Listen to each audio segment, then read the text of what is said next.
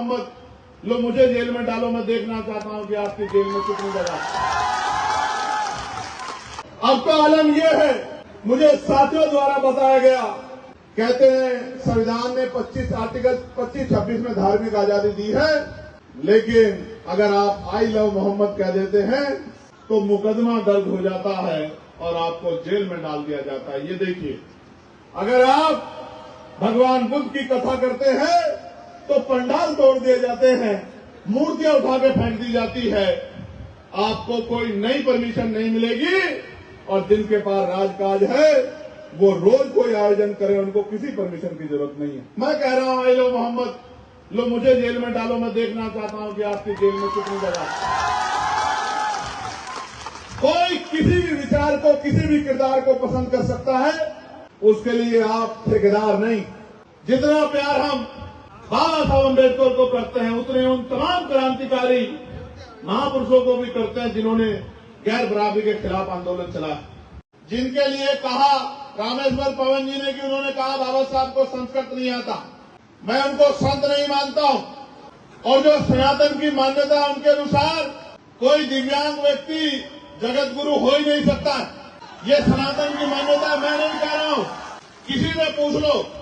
मैंने सिर्फ इतना कहा था कि सनातन में लिखा है कि जैसे कर्म करोगे अगले जन्म में वैसा ही मिलेगा।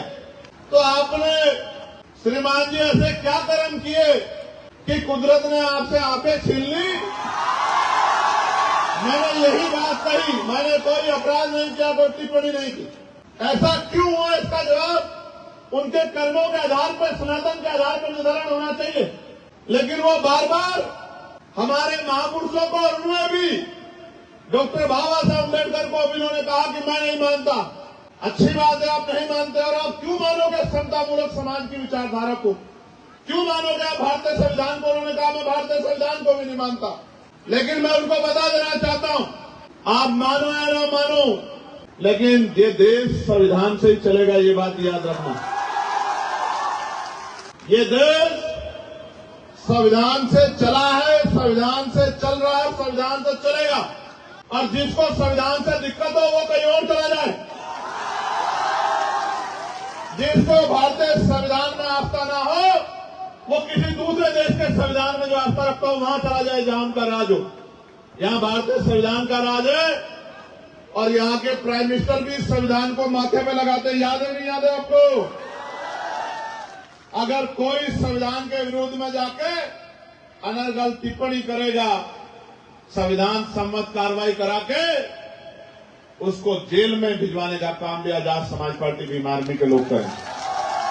प्रमुख जन सम्मेलन के जरिए हम उस मंडल के सम्मानित जनप्रतिनिधियों को, प्रधान, पूर्व प्रधान, क्षेत्र पंचायत सदस्य, जिला पंचायत सदस्य, चेयरमैन, तब सबको बुला के, और जो रिटायर्ड कर्मचारी अधिकारी है उनको बुला के उनसे चर्चा करते हैं, उनके सुझाव लेते हैं और किस तरह से आजाद समाज पार्टी को हम अंतिम घर तक पहुंचा सकते हैं।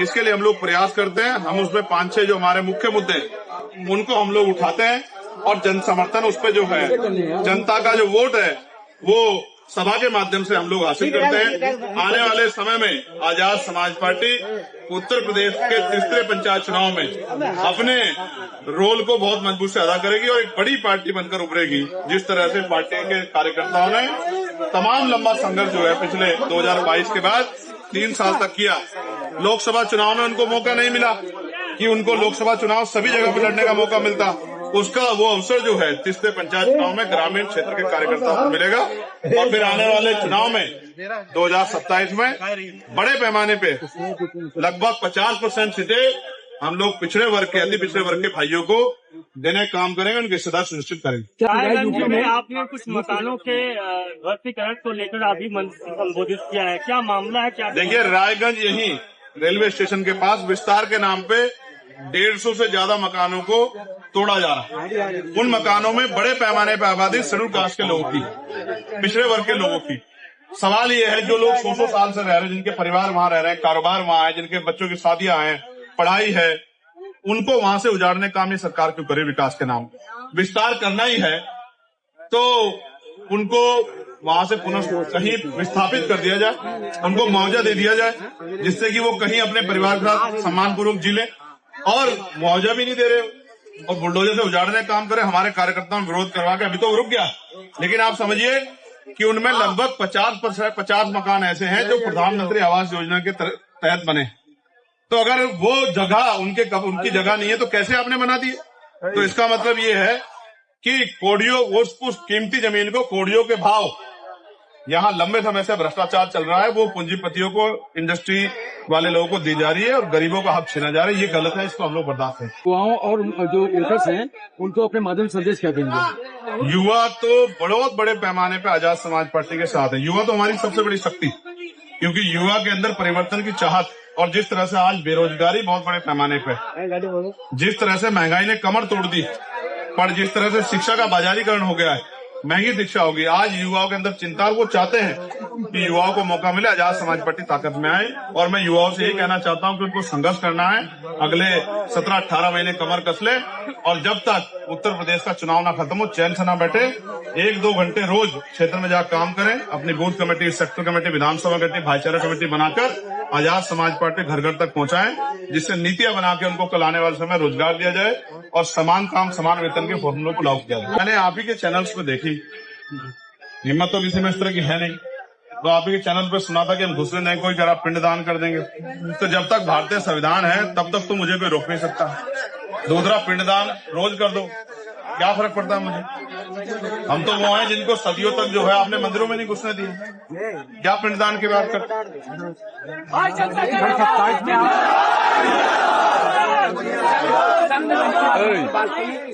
जो बाबा साहब अम्बेडकर को नहीं मानता, मैं उसको नहीं मानता। जो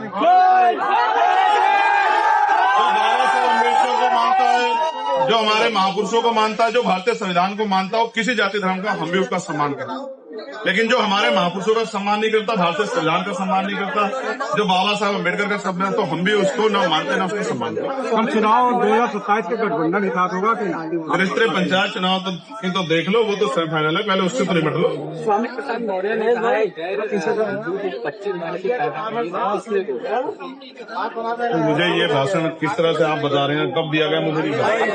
अगर उन्होंने कोई भाषण दिया तो वो चोरी की बात करते हैं, हमेशा चोरी की बात करते हैं। ये सर आप मेरी पार्टी कार्यकर्ता है कि आपके राम में नहीं भाई विपक्ष के नेता है, लोकसभा में लीडरों को ऑपोजिशन है यार, आप ऐसा क्यों कह रहे हैं? वो अगर कोई बात कह रहे हैं, तथ्य भी दे रहे हैं, तो चुनाव आयोग को जवाब देना चाहिए। आप समझ रहे हो, एक घर में अगर 4-4 हजार वोट बनी हुई है तो उसका जवाब नहीं दोगे? एक आदमी की 10 जगह वोट, इसका जवाब नहीं दोगे? इसमें क्या है? कोई गलत सही कहेगा, उसकी सही बात है। बिहार चुनाव लेकर क्या देखिए, बिहार चुनाव को लेकर पार्टी वहां तैयारी कर रही है, जो भी पार्टी का फैसला होगा हम लोग उसका सम्मान करेंगे। धन्यवाद। साथ नहीं हो सकता, ऐसे कमेंट बहुत सुने गए हैं, कैसे देखते हैं? IT इंडस्ट्री में भी खतरे के बादल ट्रम्प जी की वजह से मंडरा रहे हैं। कितने इंजीनियरों की जॉब जाएगी किसी को पता नहीं है। मैं आपसे कहना चाहता हूँ, हालांकि मैं क्रिकेट मेरा बहुत पसंदीदा खेल है, लेकिन अभी मैं उन लोगों की लड़ाई लड़ रहा हूँ जिनके पास ना खाने को रोटी है, ना पीने को साफ पानी है, ना पहनने के कपड़े हैं, ना सब कुछ है। मैं उनकी लड़ाई लड़ रहा हूँ।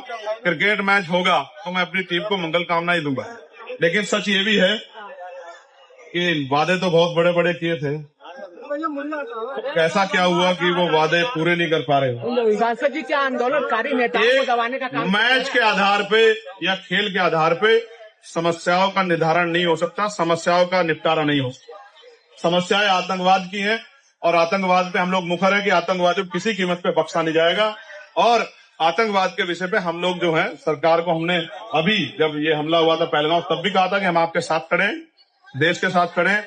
भविष्य में भी अगर कोई आतंकवादी घटना होगी तो हम देश के साथ खड़े, लेकिन सरकार को जवाब देना चाहिए कि आतंकवादी आ कैसे जाते हैं और ऐसे हमले कैसे हो जाते हैं, जबकि लंबे समय से केंद्र सरकार है, फिर ये आतंकवादी कहाँ से आ जाते हैं? क्या ये आंदोलनकारी नेताओं को दबाने का सरकार काम कर रही है, जो आंदोलन का आरोप कर रही है? ये सरकार नेताओं को कहा तो पत्रकारों को भी नहीं छोड़ रही। आप नहीं देखते हो पत्रकारों कैसे सरेआम गोलियां लग रही है, कैसे पत्रकार जेल जा रहे हैं? मैं तो पत्रकार बंधुओं के बारे में ज्यादा चिंता में हूँ कि पत्रकारों के साथ ऐसी हिंसा नहीं होती, वो निष्पक्ष आवाजें होती है।